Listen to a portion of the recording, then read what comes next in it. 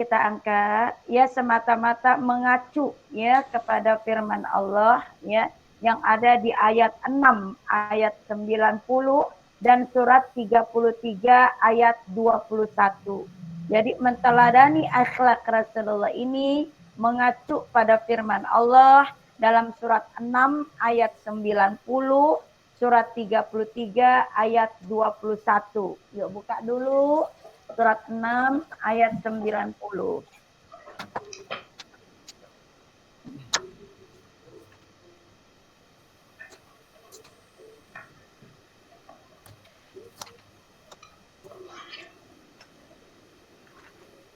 Bismillahirrahmanirrahim. Mereka itulah para nabi yang telah diberi petunjuk oleh Allah, maka ikutilah petunjuk mereka. Katakanlah Muhammad, aku tidak meminta imbalan kepadamu dalam menyampaikan Al-Quran. Al-Quran itu tidak lain hanyalah peringatan untuk segala umat seluruh alam. Iya, pada surat 6 ayat 90 ya. Surat Al-An'am ayat 90 Allah Ta'ala berfirman, mereka itulah para nabi. Kita perhatikan, ada kata mereka, ada kata para yang menunjukkan tidak satu, tapi jamak lebih dari satu. Allah Ta'ala mengatakan mereka itulah para nabi yang telah diberi petunjuk oleh Allah. Telah diberi petunjuk oleh Allah. Maknanya apa? Para nabi itu adalah manusia pilihan Allah yang sudah diberikan petunjuk oleh Allah. Bisa juga pada opini para nabi yang diberi petunjuk itu artinya para nabi yang telah diberi kitab oleh Allah untuk disampaikan kepada manusia. Mulai akal kita menerjemahkan. Berarti para nabi Rasulullah yang diberi kitab oleh Allah itu adalah satu, Nabi Musa dengan kitabnya Taurat. Kemudian Nabi Daud dengan kitabnya Zabur. Nabi Isa dengan kitabnya Injil. Nabi Muhammad dengan kitabnya Al-Quran. Sehingga makna mereka itulah para nabi yang telah diberi petunjuk Allah. Artinya para nabi yang menjadi rasul yang dibekali kitab-kitab Allah. Kata Allah apa? Maka ikutilah petunjuk mereka. Ikutilah petunjuk mereka. Ikutilah petunjuk-petunjuk para nabi itu. Ya, nabi siapa dong? Kalau kita lebih spesifik, ya, nabi penutup yaitu Rasulullah. Nah, sallallahu alaihi wasallam dengan kitabnya tentu Al-Qur'an. Karena Rasulullah penutup para nabi, ya, yang mendapat gelar Khalilullah, kekasih Allah, yang kedudukannya sangat dekat dengan Allah, ya, dengan kitabnya Al-Qur'an, karena Al-Qur'an menyempurnakan kitab-kitab Allah yang sebelumnya. Jadi Al-Quran itu menyempurnakan kitab-kitab Allah yang sebelumnya. Menyempurnakan kitab Taurat, menyempurnakan kitab Zabur, menyempurnakan kitab Injil. Kalau Allah mengatakan, maka ikutilah petunjuk mereka. Lebih spesifik, ikutilah Rasulullah dengan kitabnya Al-Quran. Kenapa? Ya, dijawab di surat 33 ayat 21.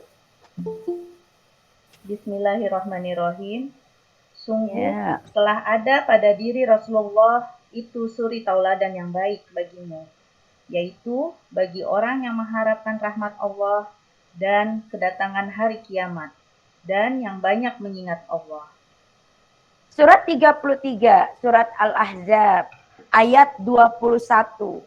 Allah Ta'ala berfirman, laqad kana lakum fi Rasulillahi uswatun hasanah. Sungguh pada diri Rasulullah ada suri tauladan yang baik bagimu. Ya, apa contohnya? Akhlak beliau. Ya, untuk siapa?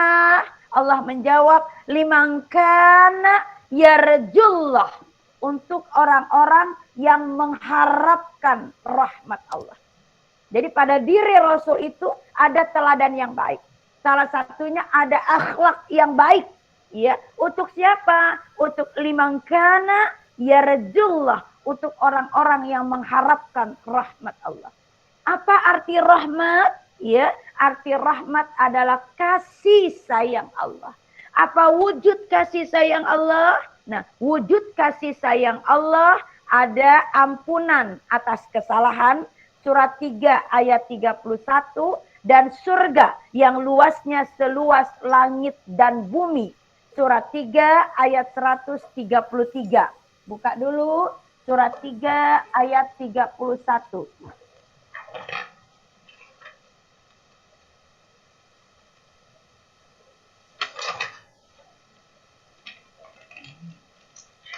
Bismillahirrahmanirrahim.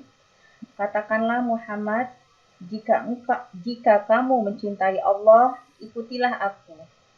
Niscaya Allah mencintaimu dan mengampuni dosa-dosamu.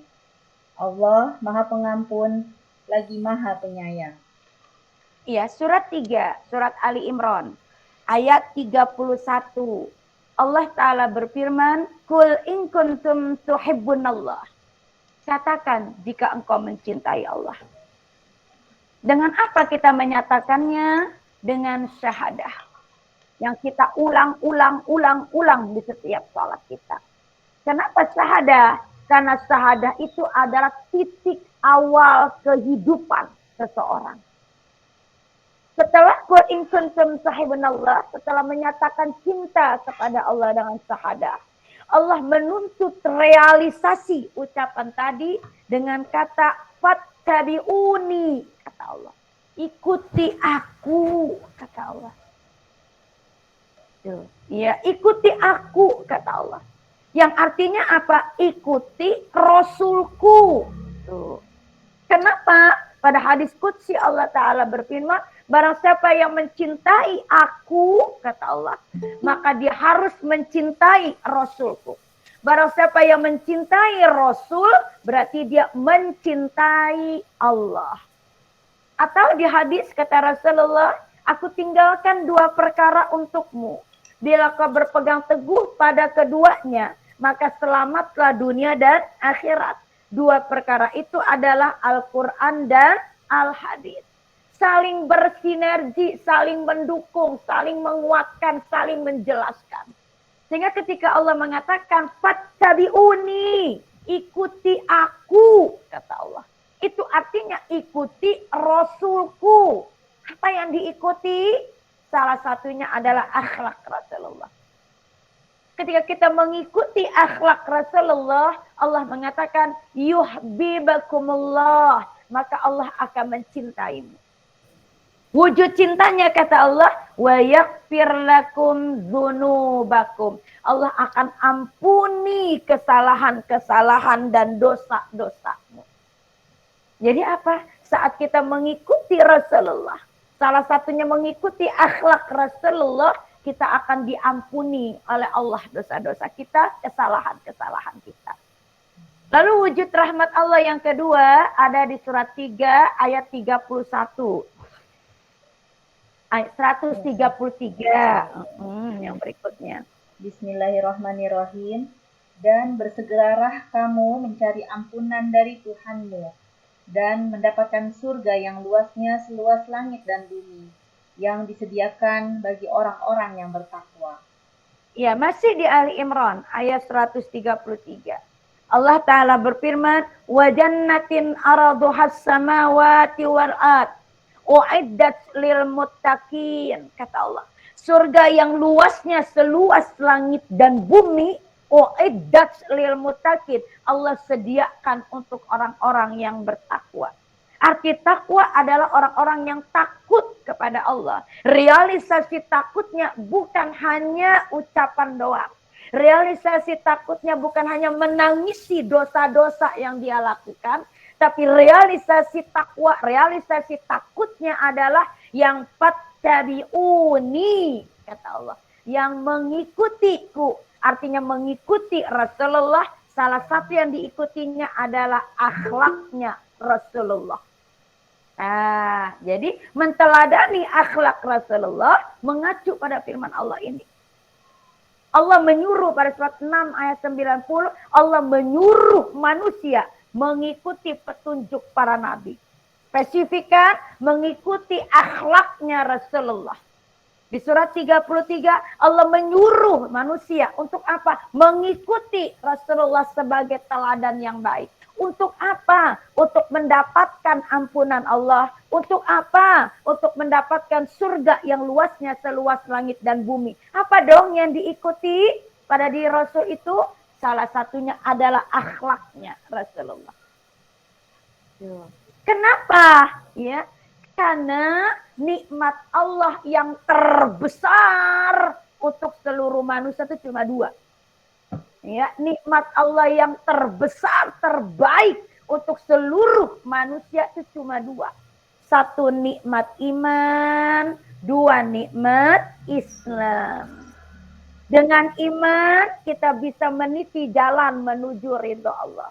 Dengan Islam kita bisa keluar dari kejahiliahan, keluar dari kebodohan, keluar dari ketidakmengertian, keluar dari ketidakfahaman, keluar dari ketidakmengerjakan menuju keselamatan dunia dan akhirat. Nah, jadi keluar menuju kehidupan yang baik. Salah satu bentuk kehidupan yang baik yang menuju keselamatan adalah dengan akhlak yang baik. Kok akhlak? Dalam hadis Imam Bukhari, ketika Rasulullah ditanya oleh sahabat, "Ya Rasulullah, perkara apa yang memasukkan manusia ke dalam surga?" Rasul menjawab, bertakwa kepada Allah Ta'ala, dua akhlak yang baik. Kita perhatikan, ya. Jadi ketika sahabat bertanya, "Ya Rasulullah, perkara apa yang memasukkan manusia ke dalam surga?"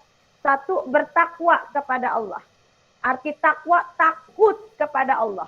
Realisasi takwa, realisasi takutnya yang kedua, yaitu akhlak yang baik.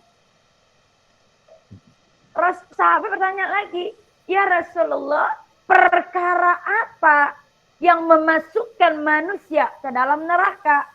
Rasul menjawab, mulut dan kemaluan. Artinya apa? Mulut yang tidak terjaga, kemaluan yang tidak terjaga, salah satu indikasi akhlak yang buruk. Dalam hadis Rasul yang lain kata Rasulullah, barang siapa yang bisa menjamin kepadaku antara kumis dan jenggotnya, berarti mulutnya, dan di antara kedua pahanya, berarti kemaluannya, kata Rasulullah, aku menjamin dia masuk surga. Nah, ini sinergi. Jadi perkara yang memasukkan manusia ke dalam surga adalah satu, bertakwa kepada Allah. Artinya takut kepada Allah. Realisasi takutnya adalah akhlak yang baik. Ya. Dan perkara yang memasukkan manusia ke dalam neraka adalah mulut yang tidak terjaga dan kemaluan yang tidak terjaga, indikasi akhlak yang buruk. Sehingga kata Rasulullah, barang siapa yang mampu menjamin kepadaku antara kumis dan jenggotnya, berarti mulutnya, di antara kedua pahanya, berarti kemaluannya, aku menjamin dia masuk surga. Nah, jadi apa ya? Allah menyuruh manusia untuk mengikuti Rasulullah. Salah satu poin yang diikuti adalah akhlak yang baik. Karena ternyata akhlak yang baik ini adalah perkara yang bisa memasukkan manusia ke dalam surga. Ya. Dan manusia yang paling baik akhlaknya itu adalah Rasulullah. Manusia yang paling baik akhlaknya itu adalah Rasulullah. Dan Allah memuja akhlak Rasulullah dalam Quran surat 68 ayat 4.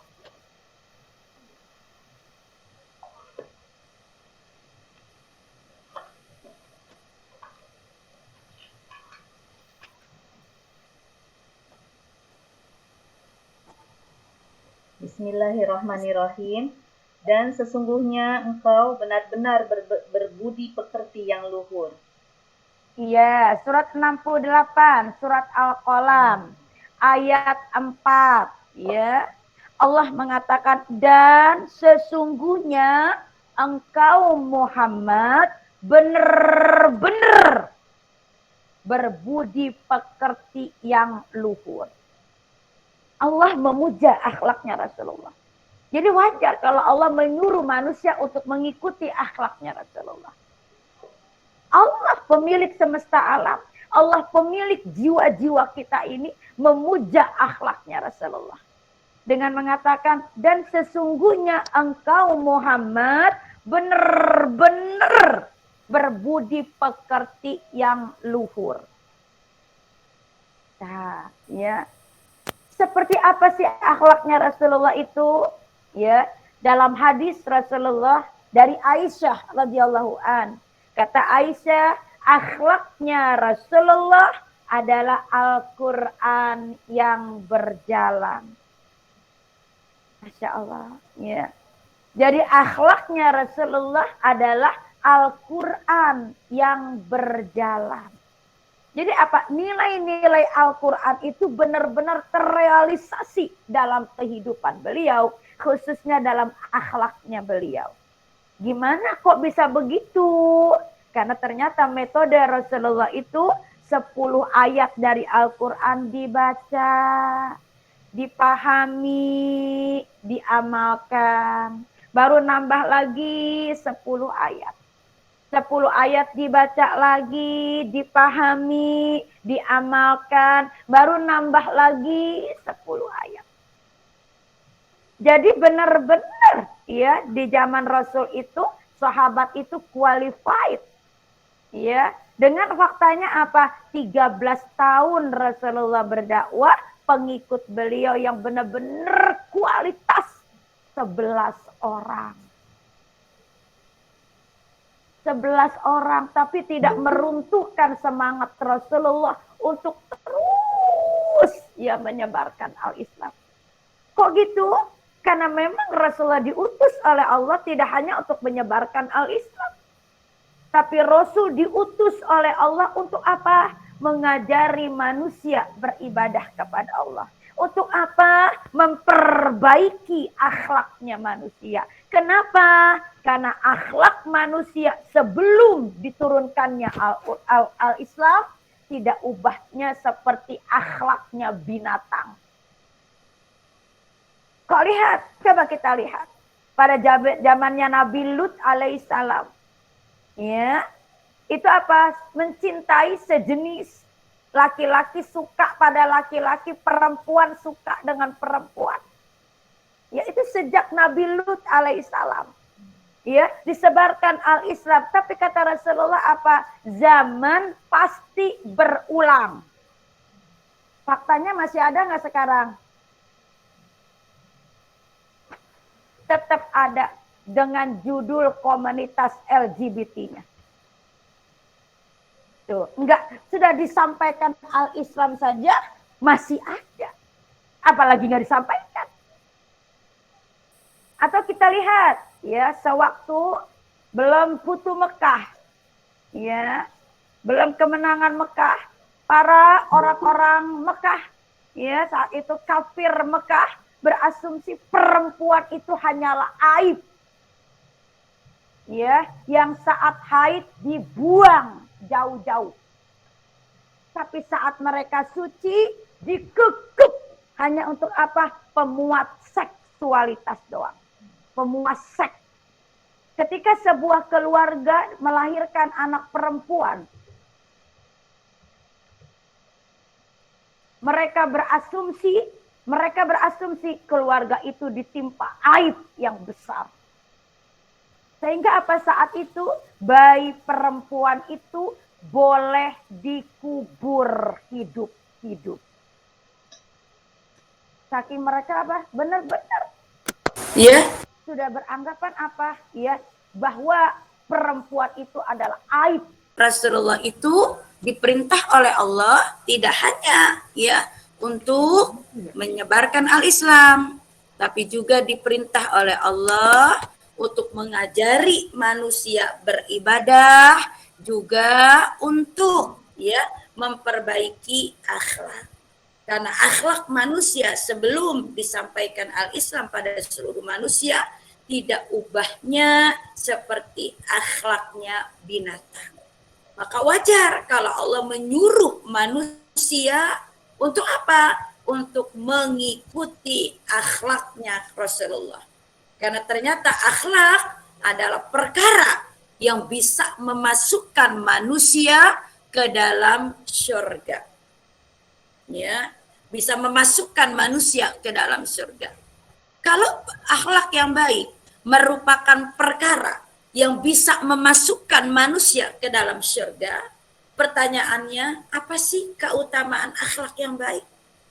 Ya, sampai Allah ya memuja akhlaknya Rasulullah. Dan akhlak yang baik merupakan perkara yang memasukkan manusia ke dalam surga. Akhlak yang buruk masuk dalam neraka. Apa keutamaan akhlak yang baik? Nah, keutamaan akhlak yang baik yang pertama, ya, yang pertama adalah bukti kesempurnaan iman. Jadi keutamaan akhlak yang baik yang pertama adalah bukti kesempurnaan iman. Itu termuat dalam satu hadis Rasulullah riwayat Imam At-Tirmizi, Imam Ahmad, dan Ibnu Hibban. Rasulullah bersabda, kaum mukminin yang paling sempurna imannya adalah yang paling baik akhlaknya di antara mereka. Dan yang paling baik di antara kalian adalah yang paling baik kepada istri-istrinya. Kita perhatikan di sini, kata Rasulullah, kaum mukminin yang paling sempurna imannya, yang paling sempurna imannya adalah yang paling baik akhlaknya di antara mereka. Mereka di sini maksudnya adalah manusia. Ya, dan yang paling baik akhlaknya di antara kalian, di antara manusia itu adalah yang paling baik kepada istri-istrinya. Artinya apa? Prioritas akhlak yang baik itu justru kepada istri. Istri-istrinya, berarti istrinya boleh lebih dari satu kan? Istri-istrinya. Ya, yang perlu digarisbawahi berarti apa? Prioritas akhlak yang baik itu kepada istri. Kenapa? Karena pada rezeki suami ada doa-doa istri. Kenapa? Karena istri adalah amanah Allah yang harus dipertanggungjawabkan oleh suami saat bertemu dengan Allah nanti. Kenapa? Karena istri itu dihalalkan dengan kalimah Allah dan mereka suami istri ini saling meminta dengan kalimah Allah. Dan faktanya di balik suami yang sukses ada istri yang hebat. Di balik anak-anak yang sukses ada seorang ibu yang cerdas. Tuh, ya. Jadi ya kita garis bawah kata Rasulullah kesempurnaan ya kaum mukminin yang paling sempurna imannya adalah yang paling baik akhlak. Berarti apa? Akhlak yang baik, akhlak ini merupakan standar keimanan seseorang. Akhlaknya baik itu bukti iman yang baik. Akhlaknya buruk itu bukti iman yang buruk. Kenapa? Karena minimnya ilmu. Berarti logikanya gimana dong? Ya, semakin banyak ilmu kita, harusnya semakin tinggi ketakwaan kita kepada Allah. Ya, semakin tinggi ketakutan kita kepada Allah. Yang realisasi takwa takut kita kepada Allah itu adalah semakin baik akhlak kita. Harusnya. Tuh, ya. Faktanya gimana? Faktanya sebaliknya kebanyakan. ngaji kemana-mana, tapi apa? Akhlaknya begitu aja. Komen status orang iya, suujon orang iya. Ya. Kenapa? Ibnu Qayyim berkata, karena kebanyakan umat Islam itu beribadah cuma dengan fisik, bukan dengan spesifikan. Sehingga datangnya nuntut ilmu cuma datang dengan fisik, tidak dengan hati. Sehingga ilmu itu masuk kuping kiri, keluar kuping mana? Kuping mana? Kanan. Borok kanan. Ya, kalau kalau masuk kiri keluar kanan masih ada yang ngendap tengah-tengah dikit. Sebelum keluar kanan dia ngendap dulu di sini. Ini masuk kiri, nguap, keluar kiri lagi. Keluar lagi. Nggak ada bekas, nggak ada hasil. Jadi harusnya gimana? Semakin banyak ilmu kita, semakin tinggi ketakwaan-ketakutan kita kepada Allah yang terrealisasi, semakin baik akhlak kita. Karena akhlak merupakan standar dari keimanan. Dua, keutamaan akhlak yang baik yang kedua. Ya, yang kedua adalah sebab memperberat timbangan. Tuh. Sebab memperberat timbangan. Ya. Dalam hadis Rasulullah riwayat Imam At-Tirmidzi dan Ibnu Hibban. Rasulullah bersabda, tidak ada sesuatu pun, ada kata pun, Bu. Berarti apa? Udah nggak ada lagi. Udah nggak ada saingan tandingannya lagi. Limited edition udah. Ya. Tidak ada sesuatu pun, kata Rasulullah, yang lebih berat dalam timbangan seorang mukmin pada hari kiamat nanti, melainkan akhlak yang baik. Dan sesungguhnya Allah sangat membenci orang yang suka berbicara keji dan kotor. Kita lihat kata Rasulullah, tidak ada sesuatu pun, berarti udah nggak ada lagi tandingannya, yang lebih berat, berarti yang memperberat timbangan seorang mukmin pada hari kiamat nanti, melainkan akhlak yang baik. Dan sesungguhnya Allah sangat benci, berarti apa? Tidak sekedar benci, tapi sangat membenci orang yang suka, berarti terbiasa melulu berkata keji dan kotor. Berarti akhlak baiknya di sini apa konteksnya? Jaga lisan. Jaga lisan. Saking pentingnya sinergi dengan hadis Rasulullah yang lain. Apa kata Rasulullah? Berkatalah kata-kata yang baik, kalau enggak diam. Tuh. Karena penyakit lisan ini paling banyak didominasi oleh perempuan. Dalam hadis apa? Aku melihat ketika Rasul dimi'rajkan, aku melihat neraka itu disesaki oleh perempuan. Ketika Rasulullah mau sholat Idul Adha, melintasi sekelompok perempuan. Lalu Rasul berdiam di depannya seraya bersabda, sungguh aku melihat kebanyakan penghuni neraka itu dari kalian, kata Rasulullah.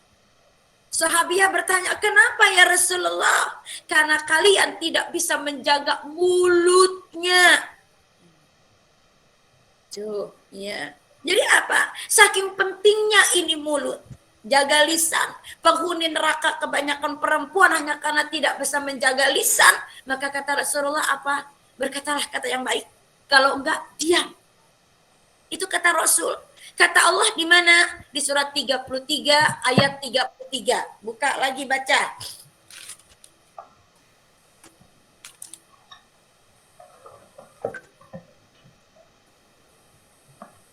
Bismillahirrahmanirrahim.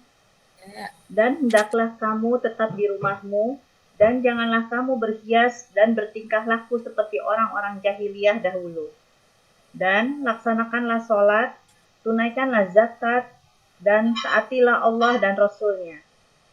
Sesungguhnya Allah bermaksud hendak menghilangkan dosa dari kamu. Wahai ahlul bait, dan bersihkanlah kamu sebersih-bersihnya. Ya, surat 33, surat Al-Ahzab ayat 33. Allah Ta'ala berfirman, dan hendaklah kamu tetap di rumahmu. Kamu di sini para perempuan, tetap di rumahmu. Tuh, diem di rumah. Bukan berarti nggak boleh keluar, boleh. Tapi sebatas kebutuhan.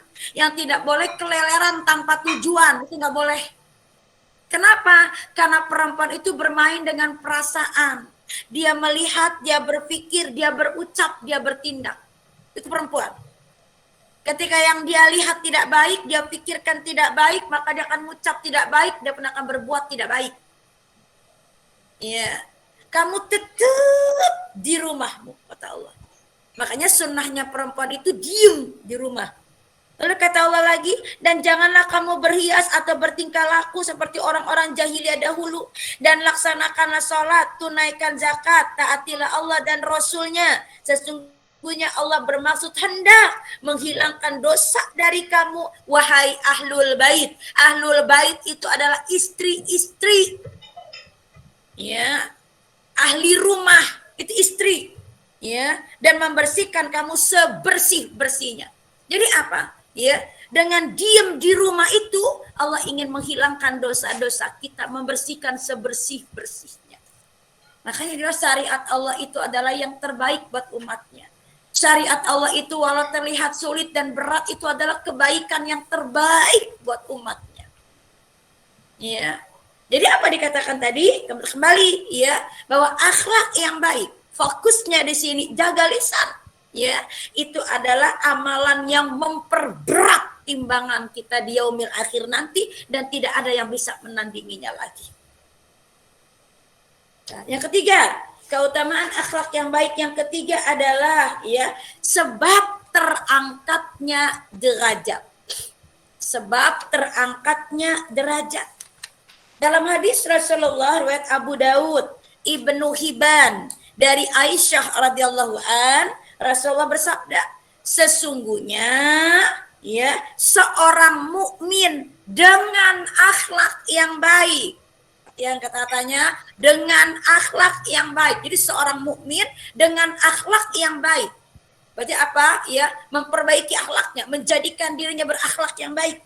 Ya, akan mencapai derajat yang sama seperti orang berpuasa di siang hari dan sholat di tengah malam. Tuh. Padahal dia nggak sholat malam, dia nggak puasa di siang hari, tetapi dengan akhlaknya yang baik, dia mencapai derajat yang sama seperti orang yang puasa di siang hari dan sholat di tengah malam. Nah, Masya Allah, iya. Apa dong akhlak baiknya? Satu poin, jaga lisan. Karena lisan inilah yang menjatuhkan perempuan ke dalam neraka. Lalu keutamaan akhlak yang baik, yang keempat, sebab dicintai Rasulullah. Jadi menjadi sebab dicintai Rasulullah. Ya, dalam hadis Rasulullah, ya, riwayat Imam At-Tirmizi, Rasulullah bersabda, sesungguhnya yang paling aku cintai di antara kalian dan yang paling dekat denganku nanti pada hari kiamat adalah yang paling baik akhlaknya. Kita lihat kata Rasulullah, sesungguhnya yang paling aku cintai, nggak sekedar dicintai Rasul, tapi paling dicintai Rasul. Dan kedudukannya paling dekat denganku nanti, dekat sangat, ya, adalah orang-orang yang paling baik akhlaknya. Berarti apa? Akhlak yang baik menjadi sebab kita dicintai Rasulullah. Dan kedudukan kita nanti di yaumil akhir sangat dekat dengan Rasulullah. Siapa yang nggak ingin melihat wajahnya Rasulullah? Siapa yang nggak ingin ya duduk sangat dekat dengan Rasulullah? Semua pasti pingin. Kuncinya apa? Ya, seorang mukmin dengan akhlak yang baik. Berarti apa? Seorang mukmin yang berhiaskan dengan akhlak yang baik. Yang berikut, keutamaan akhlak yang baik adalah sebab memasuki surga Allah. Jadi menjadi sebab masuk surga. Dalilnya mana? Tadi, ya, dalam satu hadis dari Imam Bukhari, ya, ketika Rasulullah ditanya oleh sahabat, ya Rasulullah, perkara apa yang memasukkan manusia ke dalam surga? Rasul menjawab, bertakwa kepada Allah. Yang kedua, akhlak yang baik. Berarti akhlak yang baik ini merupakan realisasi dari ketakwaan kepada Allah. Ketakwaan ini artinya ada takut kepada Allah. Sahabat tanya lagi, ya Rasulullah, perkara apa yang memasukkan manusia ke dalam neraka? Rasul menjawab, mulut dan kemaluan.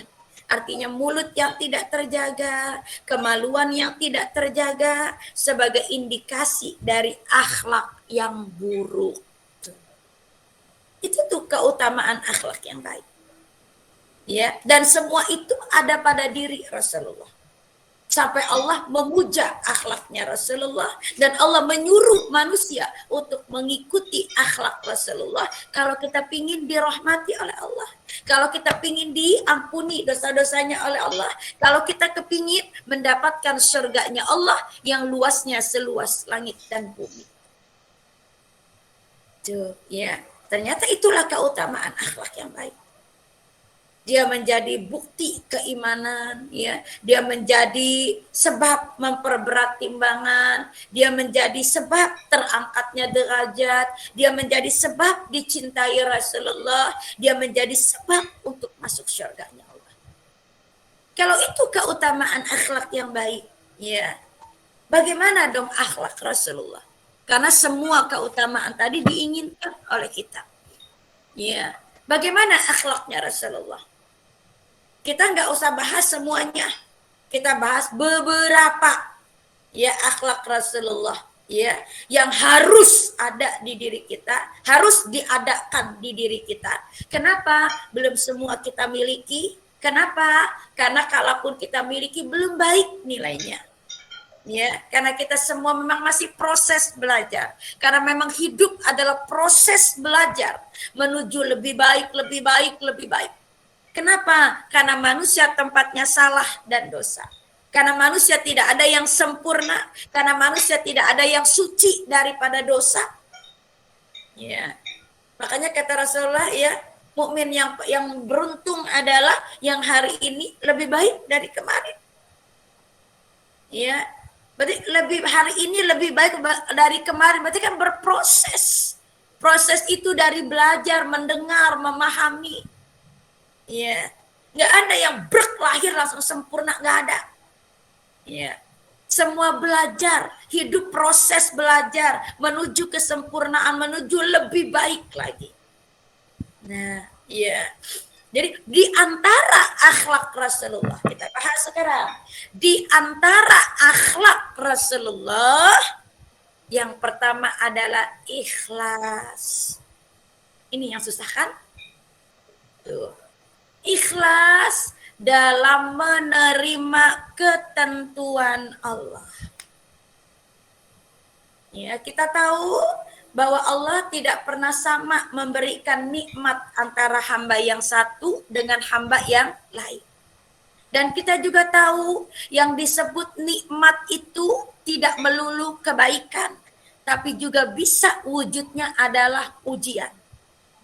Ujian adalah sesuatu yang tidak disukai oleh manusia.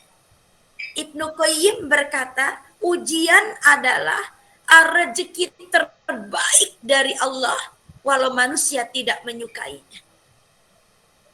Coba. Jadi yang disebut nikmat itu enggak melulu kebaikan, tapi bisa juga wujudnya adalah ujian. Definisi ujian adalah sesuatu yang tidak diinginkan oleh manusia.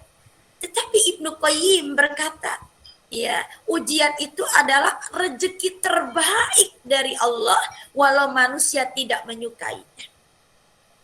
Kenapa? Karena pada ujian itu adalah teguran Allah atas kesalahan kita. Karena pada ujian itu adalah sekolah Allah untuk menjadikan kita lebih baik. Karena ujian itu menggugurkan dosa-dosa kita sebagai wujud kasih sayang Allah agar kelak saat kita bertemu dengan Allah tidak membawa satu dosa pun. Nah, mukmin yang baik ya dengan pemahaman seperti itu maka dia harus ikhlas menerima apapun ketentuan Allah itu. Baik ketentuan itu baik atau ketentuan itu yang tidak kita sukai. Harus ikhlas. Dengan keyakinan apa? Ya, di dunia ini tidak ada yang terjadinya kebetulan. Semua terjadinya atas izin Allah. Ya, ketika Allah mengizinkan itu terjadi pada kita, maka di situ pasti ada kebaikan yang terbaik buat kita. Maka terima ia dengan ikhlas. Yang dalam hadis kata Rasulullah, sungguh mengagumkan urusan pada setiap muslim. Dan tidak ada kecuali pada diri seorang muslim. Bila diberi nikmat, dia bersyukur kepada Allah Ta'ala. Iya. Bila ditimpa musibah, bila diberi musibah, dia bersabar. Apa kata Rasulullah? Kedua keadaan itu baik baginya. Dijabarkan di tafsir hadisnya. Bila ditimpa nikmat, dia bersyukur. Wujud syukurnya, dia dekati Allah. Tuh. Bila diberi musibah, dia bersabar. Wujud sabarnya, dia dekati Allah lebih dekat. Karena dia menyadari, secerdas apapun ia, sekuat apapun ia, dia tidak bisa keluar dari musibah ini tanpa pertolongan Allah. Maka dia dekati Allah lebih dekat. Makanya dikatakan kata Rasul, kedua keadaan ini baik baginya. Karena semua dia kembalikan kepada Allah. Realitanya dia mendekatkan dirinya lebih dekat kepada Allah. Ini lebih baik, kata Rasul. Ini semua akan terjadi bila apa? Bila kita ikhlas. Untuk bisa ikhlas apa? Sadari dengan seyakin-yakinnya bahwa apapun yang terjadi atas kehendak Allah. Dan di balik semua kehendak Allah ada kebaikan yang terbaik dari Allah. Sesakit apapun itu, itulah cara Allah mensekolahkan kita. Itulah cara Allah menegur kesalahan kita agar kita tidak larut dalam kesalahan tadi. Makanya qadarullah, semua qadarullah. Dan qadarullah wa ma syafa'ah. Semua takdir Allah, semua kehendak Allah bersama kebaikan. Di dalamnya ada kebaikan. Dan ciri orang yang ikhlas nggak ngeluh, nggak gerutu, nggak merintih, nggak cengeng, nggak galau. Kenapa? Karena dia yakin, la tahzan, innallaha ma'ana. Jangan pernah sedih, Allah tuh bersama kita. Selagi kita masih berada dalam koridor kebaikan, koridor syariatnya Allah, maka jangan pernah bersedih, jangan pernah patah semangat. Innallaha ma'ana. Allah selalu bersama kita. Ya kata Allah di surat 2 ayat 152. Surat 2 ayat 152. Yuk buka baca.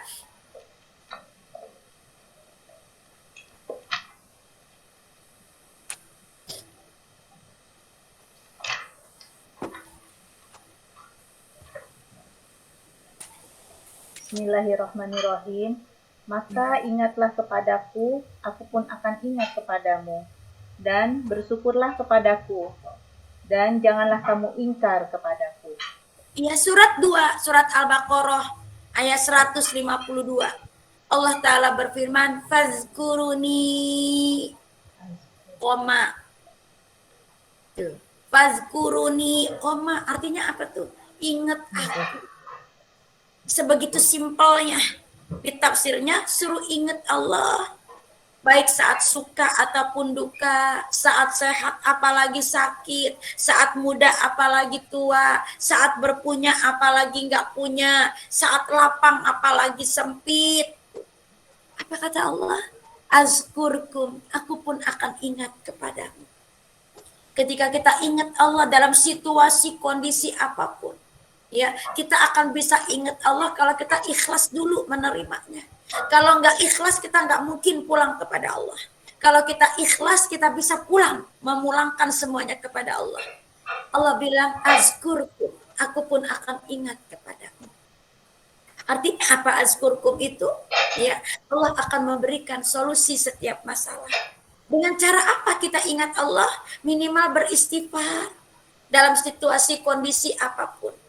Maka wujud azkurkumnya di mana? Dalam hadis kata Rasulullah, barang siapa yang senantiasa beristighfar, maka Allah akan berikan kegembiraan di setiap kesedihannya. Allah berikan kelapangan di setiap kesempitannya. Dan Allah akan berikan rezeki dari arah yang tidak disangka-sangka. Salah satu wujud apa? Fazkuruni, ingat aku dalam situasi kondisi apapun minimal dengan istighfar. Dan wujud azkurkumnya, kata Allah apa? Aku akan berikan. Allah akan berikan kegembiraan di setiap kesedihannya, kelapangan di setiap kesempitannya, dan rezeki dari arah yang tidak disangka-sangka. Tuh, ya, Masya Allah. Dan ikhlas itu dicontohkan oleh Rasulullah. Bagaimana tidak ikhlas? Beliau hidup ya bersama Khadijah, awalnya berpunya hartawan bangsawan, ya. Tetapi ketika menjalani kehidupan berumah tangga, mereka bukan naik tapi turun kehidupan. Sampai Khadijah ketika sakit dan dia sudah mendapatkan firasat tidak akan lama lagi berpulang kepada Allah. Dia panggil Fatimah. Wahai Fatimah, ya, aku merasa sudah tidak lama lagi ajalku. Maka bila ajalku tiba, tolong pintakan sorban ayahmu untuk membungkus jenazahku. Seorang yang hartawan sampai kain kafan aja nggak punya. Lalu apa disampaikan oleh Fatimah kepada Rasulullah? Rasulullah mendekat kepada Khadijah seraya berkata, wahai Khadijah istriku, apa engkau menyesal bersuamikan aku? Dulu kau seorang hartawan, sekarang kau jatuh miskin. Dulu kau seorang yang bangsawan, sekarang kau didustakan, ya, dihinakan. Apa kata Khadijah? Wahai suamiku, hartaku telah kusimpan kepada Allah dan Rasulnya. Kebangsawananku kusimpan di hadapan Allah dan Rasulnya. Coba Bu, kalau bukan keikhlasan yang luar biasa, gak mungkin sekelas Khadijah berucap seperti itu. Atau kita lihat rumah tangga Rasulullah bersama Aisyah. Bersama Aisyah, rumah Rasulullah luasnya cuma 5 kali 5 meter. Tempat tidur di situ, dapur di situ. Setiap kali Rasulullah sholat tahajud, tangan Aisyah yang sedang tidur selalu terjatuh di sajadah Rasul. Rasul angkat tangannya, taruh lagi ke kasur. Aisyah orang bersifat manja, jatuh lagi tangannya plak ke sajadah Rasul, diangkat lagi oleh Rasulullah. Begitu lembutnya Rasulullah. Ya, tidak membangunkan istrinya sedang tidur. Diangkat tangannya dengan penuh kelembutan. Diulangi oleh Aisyah. Rasul tidak marah. Tapi apa kata Aisyah? Ya Rasulullah, ya, kenapa setiap aku terbangun dari tidur malamku, kulihat engkau sedang sholat? Ya, padahal dosa-dosamu yang dulu, sekarang, dan akan datang sudah diampuni oleh Allah. Dan engkau sudah dijamin surga oleh Allah. Rasul menjawab, afala akuna abdan syakur. Tidak pantaskah aku menjadi hamba Allah yang bersyukur kepada Allah? Padahal Aisyah anaknya Abu Bakar, seorang kaya raya. Tapi apa? Hidup dengan Rasulullah dengan rumah yang 5 kali 5 meter. Gak ada keluhan. Bahkan ketika Rasul ditanya, siapa perempuan di antara istrimu yang paling kamu cintai? Rasul menjawab, Aisyah. Siapa perempuan yang bisa membuatmu paling bahagia? Aisyah. Coba. Ya, itu terucap setelah meninggalnya Khadijah. Tetapi ketika bersama Khadijah, Rasul pun sangat bahagia dengan tidak memberikan istri-istri yang berikutnya untuk Khadijah. Sampai Khadijah wafat. Setelah Khadijah wafat, Aisyah pun dipinta oleh Abu Bakar. Ya, Rasulullah dipinta oleh Abu Bakar untuk menikahi Aisyah. Dan ketika istri setelah Khadijah wafat, siapa perempuan yang paling kau cintai? Aisyah. Siapa perempuan dari istri-istrimu yang membuatmu bahagia? Aisyah. Dan Aisyah tidak pernah mengeluh kepada Rasulullah. Padahal bapaknya seorang yang hartawan. Lihat juga Fatimah Az-Zahra, anak Rasulullah. Enggak kurang-kurang sebetulnya. Ya. Ketika menikah dengan Sayyidina Ali bin Abi Thalib, Fatimah sambil menggendong Hasan Husain menumbuk gandum, mengambil air dengan guroba, sampai tangannya dikatakan kapalan kasar dan besar. Kata Fatimah, wahai suamiku, ayo kita ke rumah ayahku untuk meminta seorang budak untuk membantuku. Ali membawa Fatimah menemui Rasulullah. Logikanya setiap pulang perang, Rasul kan dapat ghanimah yang bisa untuk memperkaya dirinya juga anaknya. Tapi ketika Fatimah datang, kata Rasulullah, wahai Fatimah anakku, sesungguhnya kalimat subhanallah walhamdulillah wala ilaha illallah wallahu akbar sebelum kamu tidur. Sebelum tidur berarti apa? Di puncak kelelahan sudah. Sebelum tidur itu lebih baik daripada bumi beserta isinya. Akhirnya apa? Fatimah dan Ali pulang tanpa ada keluhan. Tanpa ada omelan. Ini apa membuktikan? Keikhlasan. Menerima semua ketentuan Allah. Kok bisa ikhlas? Karena mereka meyakini janji Allah. Inna ma'al usri yusra. Sesudah kesulitan akan ada kemudahan. Sesudah kesulitan ada kemudahan. Ayat itu 2 kali diulang oleh Allah dalam satu surat yang sama. Ya, di juz 30. Surat apa itu? Al-Insyirah. Nah, ya. Al-Insyirah 2 kali diulang ayat itu. Inna ma'al usri yusra, inna ma'al usri yusra. Ikhlas. Ya. Untuk bisa ikhlas, untuk kadar kita, untuk bisa ikhlas, yakini. Berapa lama seumur kita? Ya, umur yang bakal kita jalani, yakini. Tidak selama umur yang telah kita lewati. Itu aja yakini.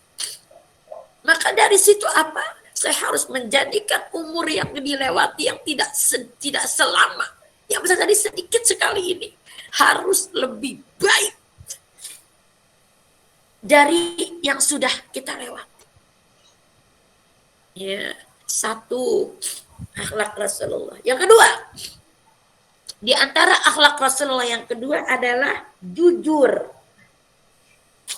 Nah, pada akhlak Rasulullah secara global, ya, secara keseluruhan akhlak Rasulullah itu kan dipuji oleh Allah tadi dalam surat 68 ayat 4. Yang Allah mengatakan, dan sesungguhnya engkau Muhammad benar-benar berbudi pekerti yang luhur. Keseluruhan tuh akhlak Rasulullah tuh baik, dipuji oleh Allah. Dan ternyata ya, para kafir Quraisy yang notabene-nya adalah musuh Rasulullah, itu pun dari kecil memuja akhlak Rasulullah, khususnya kejujurannya Rasulullah. Ya, dengan memberikan gelar Al-Amin. Itu jauh sebelum Rasulullah diangkat menjadi Rasul. Para kafir Quraisy yang notabene musuhnya Rasulullah memberikan gelar Rasulullah Al-Amin, orang yang dapat dipercaya. Ya. Rasulullah mengatakan yang halal itu jelas, yang haram itu jelas. Antara halal dan haram ada subhat, keraguan-raguan. Maka tinggalkan keraguan-raguan karena dia mendekati yang haram. Berarti sudah jelas. Dari sini bisa diambil nih, ya, bahwa apa? Jangan dikamuflase, ya. Jangan apalagi dibuat seindah mungkin ke kebohongan itu. Halal itu jelas, sampaikan yang halal. Yang kata Rasulullah, sampaikan dariku walaupun seayat. Sampaikan dariku walau itu sakit. Tuh.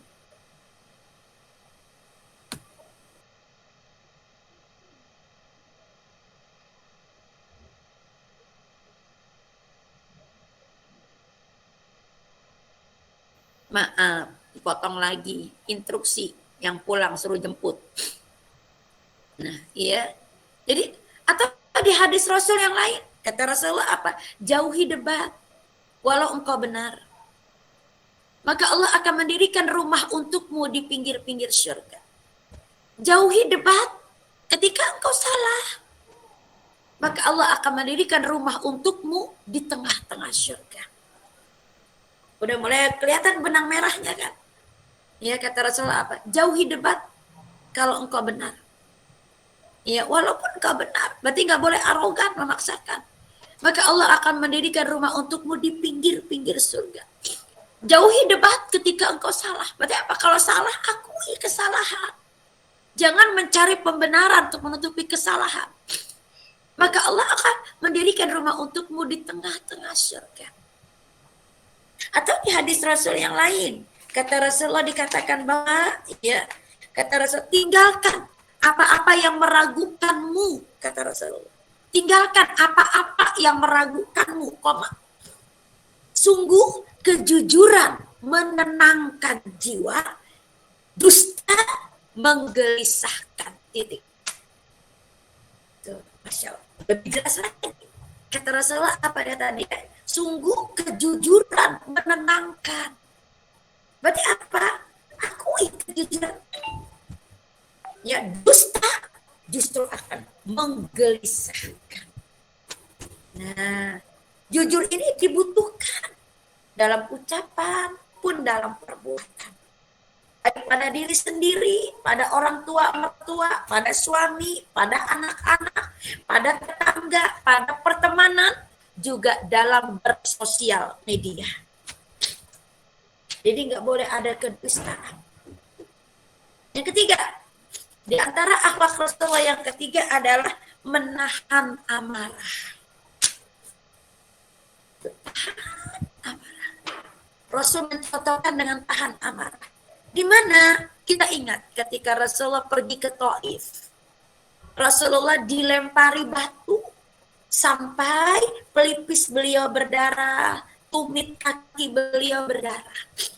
Kata malaikat Jibril, wahai Rasulullah, minta kepada Allah, apa bukit Tur itu kubalik untuk menindih penduduk Taif? Kata Rasulullah, jangan. Mereka berbuat seperti itu karena tidak tahu. Doakan agar penduduk Taif itu mendapatkan hidayah dan menjadi pendukung dakwah.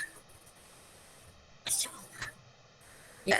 Atau kita lihat ketika Rasulullah sholat di depan Ka'bah, muka beliau ini dilempari kotoran onta sampai Fatimah anak beliau menangis.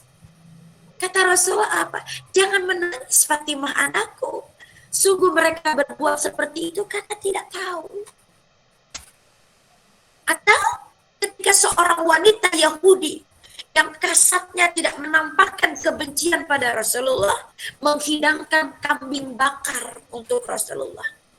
Kemudian Rasul menikmati ketika mau makan, perhatikan di sini, ketika Rasul mau makan, atas izin Allah, si kambing yang sudah dibakar itu bersuara, wahai Rasul Allah, jangan kau makan, sungguh aku sudah diracun. Di sinilah benang merah bahwa niat baik, sel dalam kebaikan dikumpulkan dengan orang yang baik. Lalu apa? Ya, Anas bin Malik berkata, sungguh aku sudah melihat racun itu di kerongkongan Rasulullah. Rasul mengutus seseorang untuk memanggil wanita itu di depan Rasulullah dengan berapi-api. Waktu itu berkatakan, sungguh aku sangat benci dan aku ingin membunuh engkau. Kata sahabat, ya Rasulullah, apa kita bunuh wanita ini? Rasul mengatakan, jangan, maafkan dia, beri pengajaran. Masya Allah. Ya, kenapa Rasul seperti itu? Karena setan itu masuk dan menguasai manusia, ya, dari dua pintu, yaitu pintu malas dan pintu marah. Ketika malas, kita sudah tidak mau beraktivitas apa-apa. Ketika marah, tidak ada kontrol dalam diri kita, sehingga kata-kata mutiara pun keluar. Tuh, ya. Jadi dari pintu malas dan marah. Terus masuknya lewat mana? Lewatnya, ya, lewat desah nafas dan aliran darah. Setan masuk lewat desah nafas dan aliran darah. Pintunya mana? Waalaikumsalam. Males dan marah. Tuh, ya. Terus untuk menutup pintu, ya, desah nafas dan aliran darah dengan apa? Kata Rasulullah, satu-satunya ibadah yang bisa memperkecil aliran darah untuk masuknya setan cuma puasa. Dan Rasul selama hidupnya tidak pernah meninggalkan puasa Senin Kamis. Rasul berwasiat kepada Abu Hurairah. Salah satu wasiatnya adalah puasa 3 hari tiap bulan. Kalau kita lihat lagi syariat Islam, di setiap bulan-bulan Hijriah itu pun ibadah utamanya juga adalah puasa. 4 yang terakhir, yuk. Ya, di antara akhlak Rasulullah lagi yang keempat adalah pemaaf.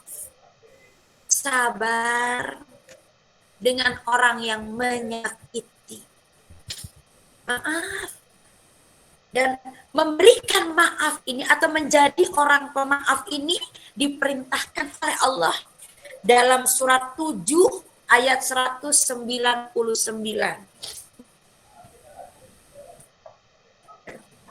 Buka surat 7 ayat 199.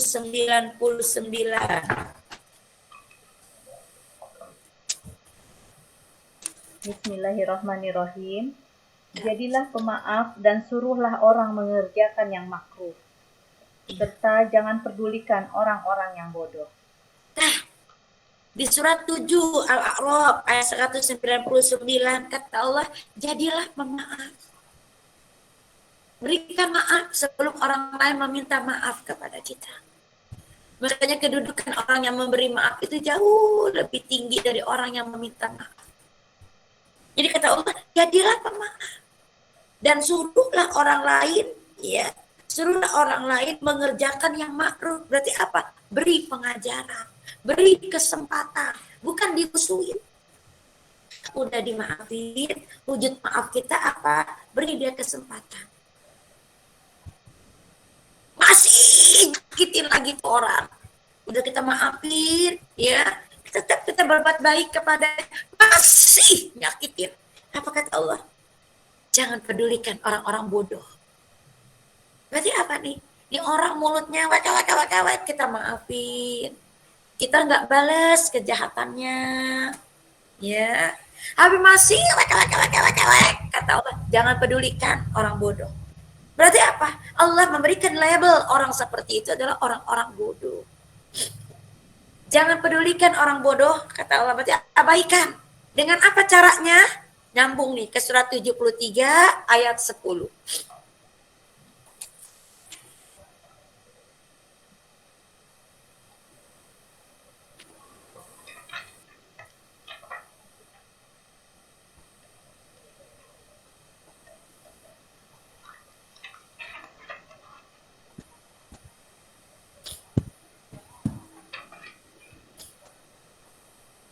Bismillahirrahmanirrahim.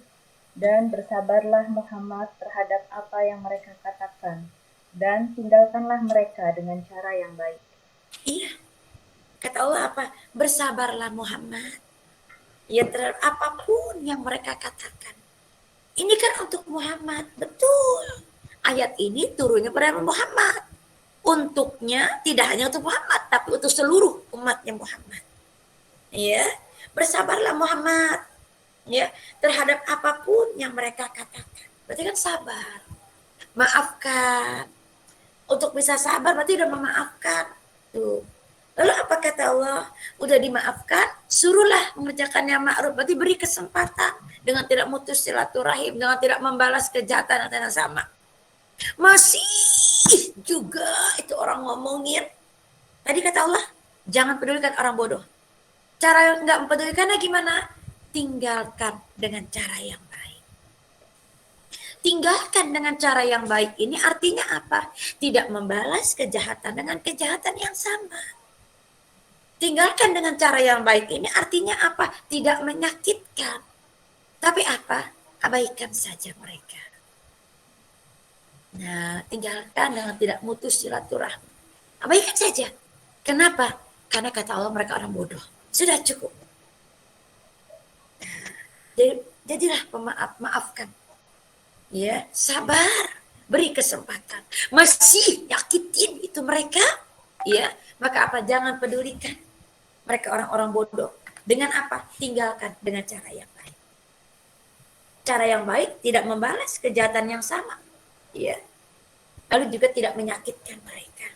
Tapi jadilah dengan diri kita, ya. Cukup tahu siapa kamu. Saya tahu kadar takaran iman dan amal saya. Untuk mengamankan, maka apa? Tinggalkan mereka. Tanpa memutus silaturahim. Jadi apa? Silaturahim tetap jalan. Asal say hello. Gitu loh. Cuma untuk dekat, lebih dekat, tidak seperti yang dulu. Paham ya Bu? Jadi di antara akhlak Rasulullah yang harus kita ikuti. Kenapa saya katakan harus? Karena 4 poin ini sulit. Ya.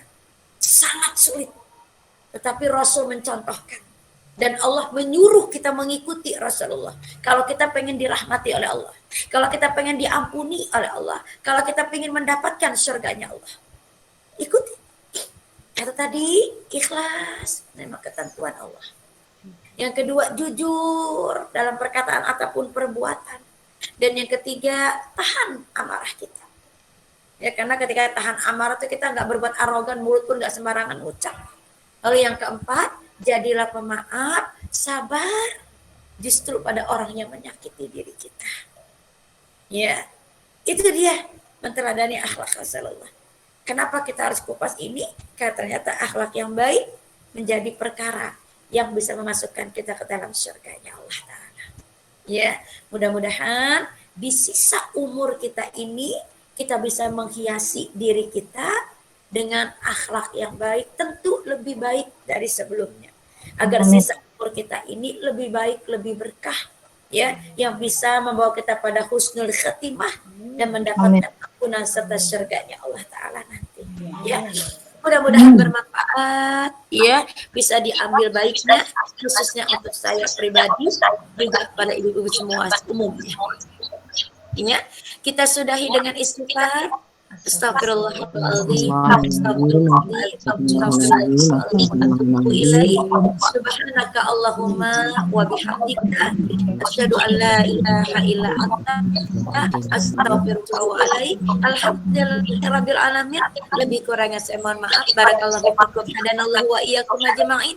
Assalamualaikum warahmatullahi wabarakatuh. Waalaikumsalam.